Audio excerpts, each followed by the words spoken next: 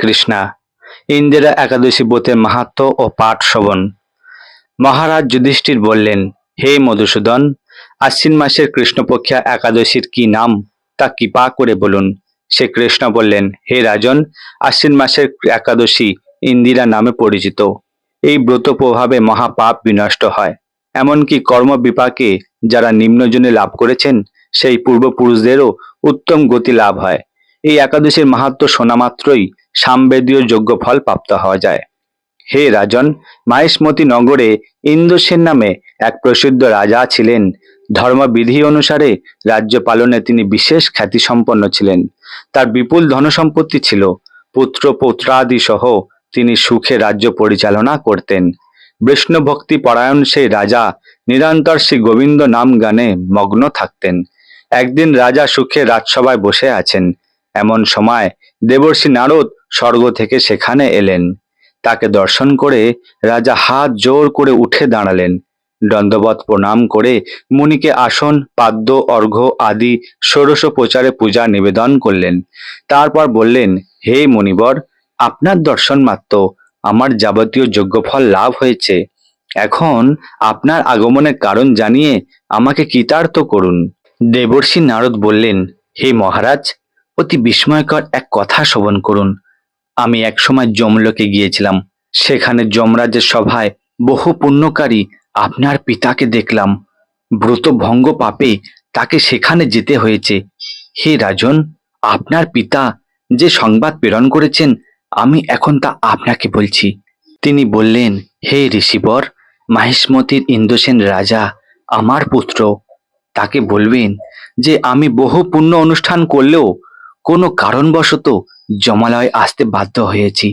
আপনি কৃপা করে তাকে সর্বপাপনাশক ইন্দিরা একাদশী ব্রত পালন করতে বলবেন। সেই ব্রত প্রভাবে আমি নিষ্পাপ হয়ে স্বর্গলোকে যেতে সমর্থ হব। এই কথা জানাবার জন্যই আমার আগমন। হে রাজন, আপনার পিতার মঙ্গল বিধানে আপনি যথাবিধি ইন্দিরা ব্রত পালন করুন।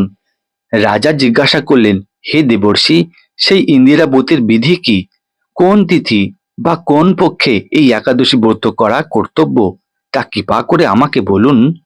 দেবর্ষি উত্তর দিলেন, হে মহারাজ, আশ্বিন মাসের কৃষ্ণপক্ষের দশমীর দিন শ্রদ্ধা সহকারে প্রাতঃ স্নান করবেন, মধ্যাহ্নে ভক্তি ভাবাপন্ন হয়ে পুনরায় স্নান করবেন এবং রাত্রের কালে ভূমিতে শয়ন করবেন।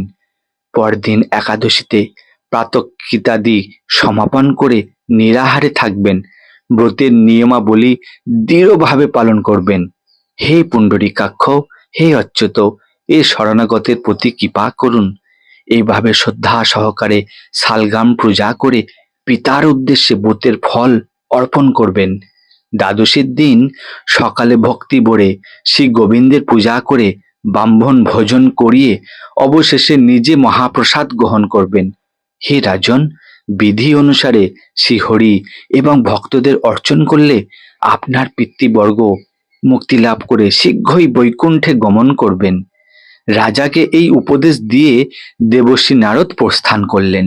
রাজা ইন্দ্রসেন মণিবরের উপদেশ অনুসারে পুত্র পরিজন সহ ভক্তি সহকারে সেই ইন্দিরা ব্রতের অনুষ্ঠান করলেন।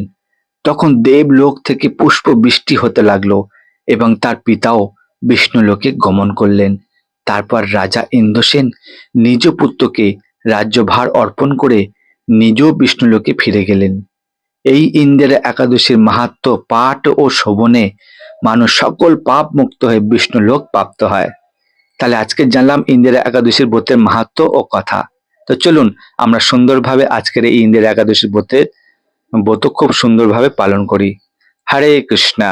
ভালো থাকবেন, সুস্থ থাকবেন।